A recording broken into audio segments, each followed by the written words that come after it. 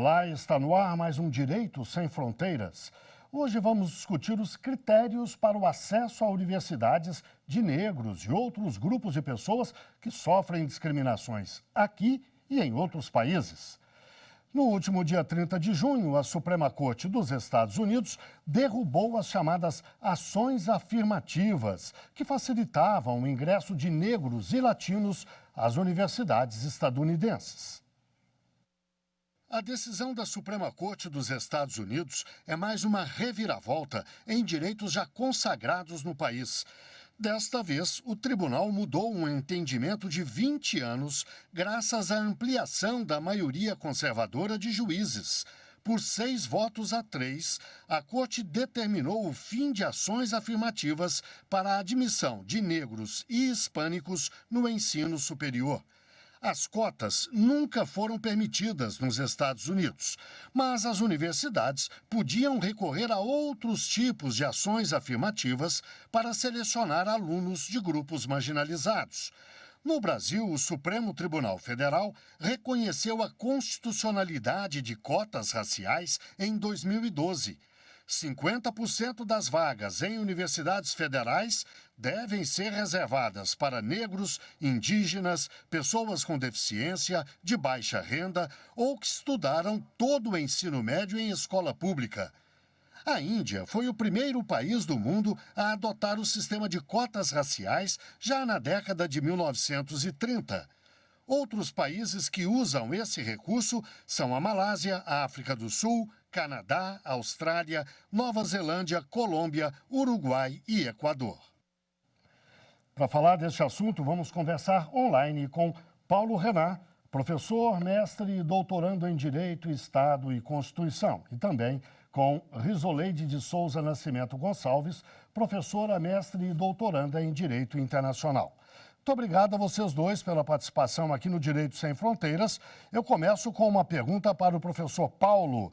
Professor, naquelas fotos que apareceram dos juízes lá dos Estados Unidos, da Suprema Corte, a gente viu 2 negros.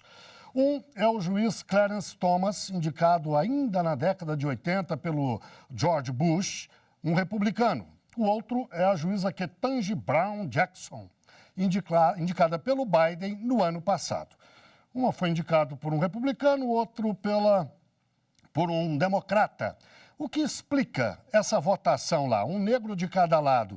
O que explica essa derrota de 6 a 3 entre os 9 juízes? É uma questão exclusivamente política mais geral ou as ações afirmativas lá nos Estados Unidos não vinham dando certo?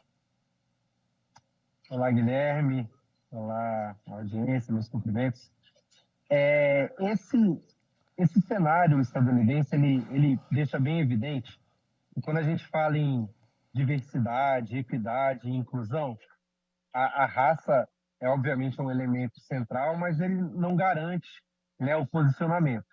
Então, para além de ser uma pessoa negra, é importante ter a adesão à pauta racial e essa pauta de diversidade, repito, equidade e inclusão. Então, o cenário estadunidense, como a gente já teve, né, pessoas no Brasil que são expoentes dessa possibilidade, traz pessoas negras, né, que não necessariamente estão voltadas para a garantia de direitos, para a afirmação de direitos, e que se colocam, né, numa nomenclatura conservadora, mas que não estão muito ocupadas em exatamente conservar direitos que foram conquistados. E aí, independentemente de uma análise sociológica ou educacional, ou mesmo jurídica, do sucesso das cotas raciais, o que a gente tem é uma degradação dessa garantia, jurídica, né? E a gente vai ter, então, né, no cenário estadunidense, isso acaba sendo tematizado em termos de direito federal e direito estadual, onde a Suprema Corte decidiu, aparentemente, só que não se trata de uma matéria federal, mas isso acaba, enfim, enfraquecendo bastante os direitos por lá. Risoleide, que ações afirmativas eram praticadas até então nos Estados Unidos? Porque eles não tinham cotas raciais, nunca tiveram. Aliás, as cotas raciais lá foram determinantemente proibidas pela Suprema Corte desde 1978. eles praticavam ações afirmativas. O que são isso e como elas funcionavam lá? Se é que funcionavam bem, na sua avaliação. Então, na verdade, essas ações afirmativas, elas existiam, né, no sentido de que para os latinos, para os asiáticos, para grupos de minorias que estavam ali devidamente representados nos Estados Unidos, onde viabilizava o acesso de forma, né, mais célere, onde esse processo de cotas também passava ali por um processo seletivo para que esses grupos, né, de asiáticos, de latinos, tivessem acesso a essas universidades, tanto na Califórnia, em Harvard, né? Então, a gente acredita que essa decisão, né, dentro do cenário internacional, ela inviabiliza cada vez mais o acesso, né, de negros, de asiáticos, de latinos, dentro dessas universidades, o que impossibilita, né, o retrocesso da justiça social. Até porque existem estudos que, após a inserção, né, dessas ações afirmativas, muitos negros, muitos asiáticos, latinos tiveram acesso a estarem nessas universidades, né? Sejam aí públicas e privadas. Então, e dentro desse cenário internacional, dentro dessa garantia de um direito fundamental e elementar que é inerente à pessoa humana, identifica-se aí, portanto, um retrocesso, né? Com essa decisão dentro da Suprema Corte dos Estados Unidos. Paulo, o país pioneiro em cotas raciais no mundo é a Índia.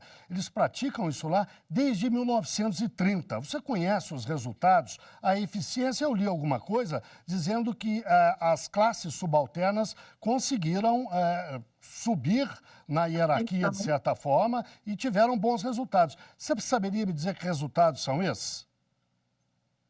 Na verdade, a Índia, dentro do cenário internacional, né, como citado aí desde 1930, mas antes disso havia aí uma segregação de classes, de castas, né, na Índia. Em 1949, após a Constituição de 1949, a Índia ela tem um cenário também de inserção e de reafirmação dessas castas, dos Dalits, dentro das universidades, permitindo com que aqueles excluídos por parte, né, da sociedade, do próprio Estado, da própria nação, tivessem acesso a essas inclusões dentro do cenário internacional, por meio do sistema de cotas também. A gente, como citado anteriormente, a gente identifica que os países, né, 34% dos países da Europa, 21,7% dos países da América do Norte, América do Sul, da América Central, perdão, 21% da Oceania, da Ásia, 16,7% dos países da América do Sul e 16,7% da África do Sul. Esses países que tiveram ações políticas voltadas, né, para sistema de cotas, identifica-se que o percentual e o cenário, a estratificação social por meio desse cenário internacional, ela foi bastante satisfatória, possibilitando que essas pessoas dentro do cenário menos desfavorecido pudessem mudar a sua classe social, não só a sua classe social, mas mudar o seu cenário, tanto na área de empregabilidade, de educação e de acesso a outras políticas e direitos que são elementares e fundamentais à pessoa humana. Paulo, a Risoleide citou uma série de países que usam as cotas raciais. Na reportagem a gente lembrou alguns, e entre eles estão alguns países latino-americanos. A Colômbia, o Equador e o Uruguai, pelo menos.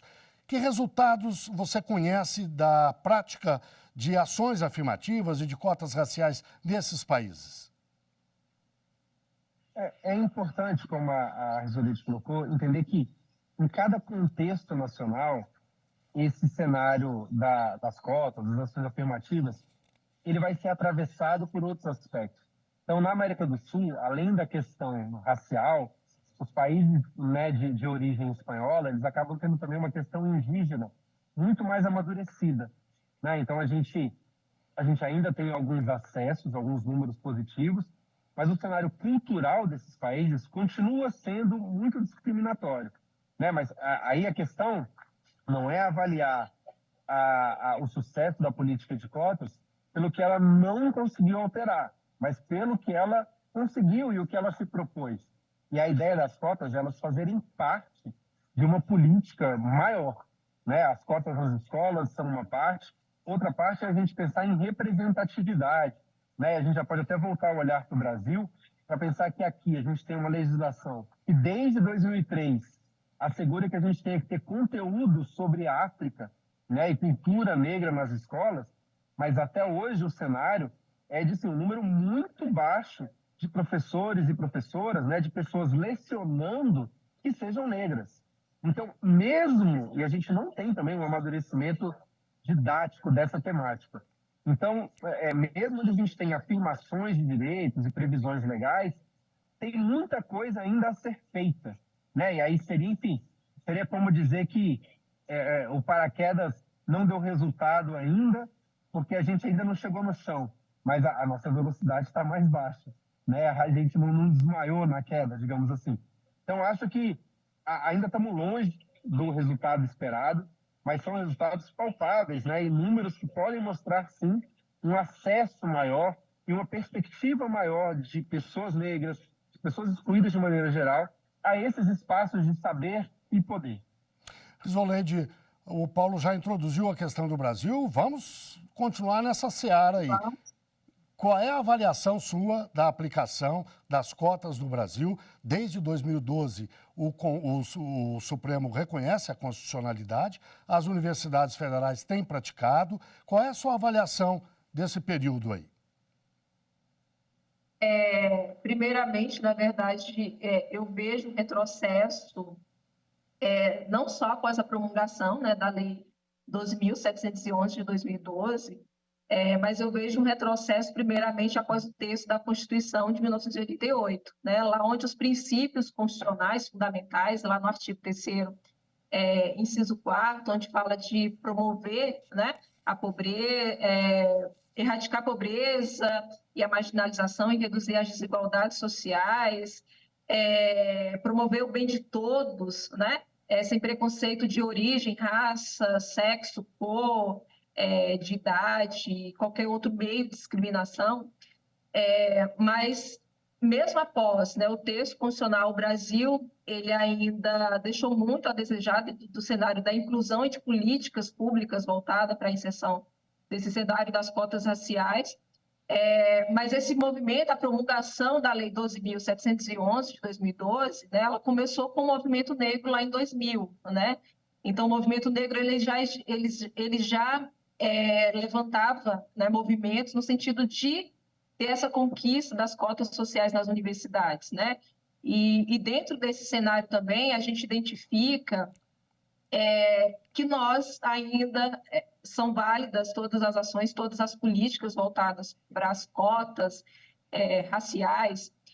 E uma certa vez, eu lendo a matéria sobre o São Paulo Fashion Week, né?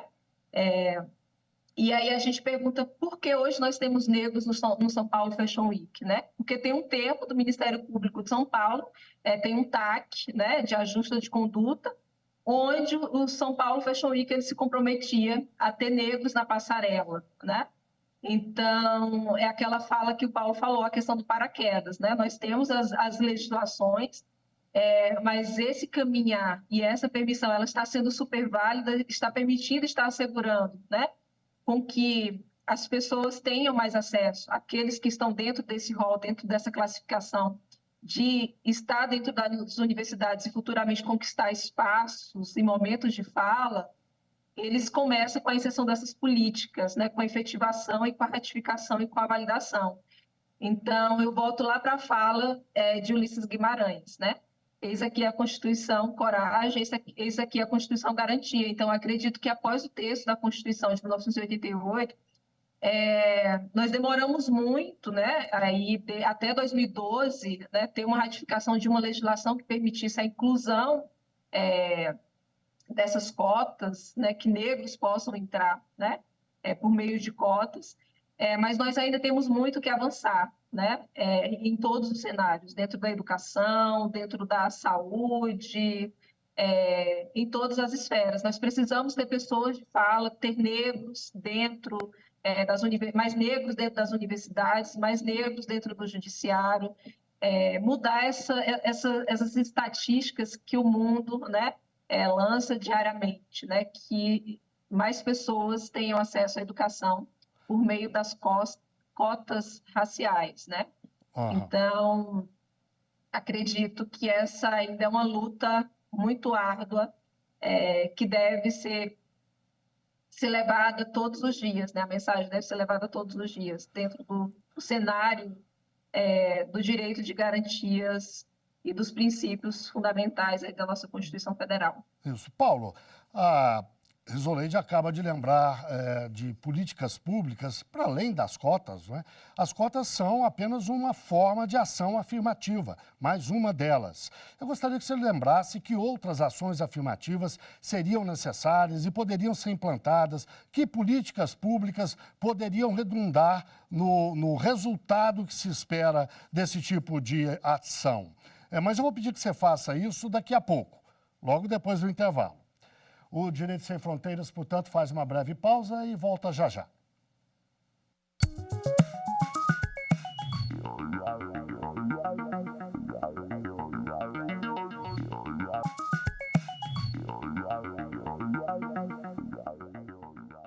O Direito Sem Fronteiras está de volta. Hoje discutimos os critérios para o acesso a universidades de negros e outros grupos de pessoas que sofrem discriminações aqui e em outros países. Os nossos convidados são Paulo Renan, professor, mestre e doutorando em Direito, Estado e Constituição, e também Risolede de Souza Nascimento Gonçalves, professora, mestre e doutoranda em Direito Internacional.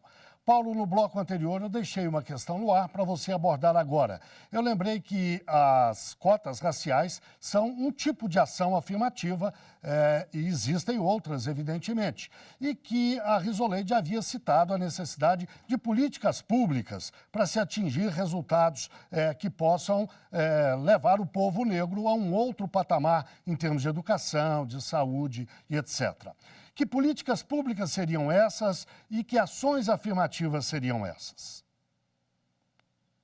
Ano passado, em janeiro, o Brasil concluiu um processo iniciado alguns anos antes, né, com a adesão à Convenção da Organização dos Estados Americanos de combate ao racismo e outras formas de discriminação, né, por meio de o Decreto 10.932, assinado em janeiro do ano passado.